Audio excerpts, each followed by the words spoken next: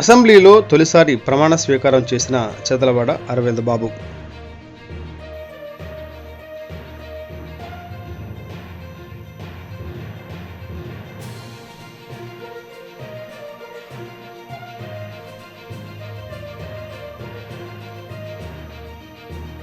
Doctor Chadalavada Arvind బాబునే నేను శాసనసభ సభ్యునిగా ఎన్నికైన నిండా శాసనం ద్వారా నిర్మితమైన భారత రాజ్యాంగం పట్ల నిజమైన విశ్వాసం విధేయత చూపుతానని, భారతదేశ సార్వభౌమాధికారాన్ని సమగ్రతను కాపాడుతానని, నేను స్వీకరించబోయే కర్తవ్యాన్ని శ్రద్ధాశక్తులతో నిర్వహిస్తానని దైవసాక్షిగా ప్రమాణం చేస్తున్నాను.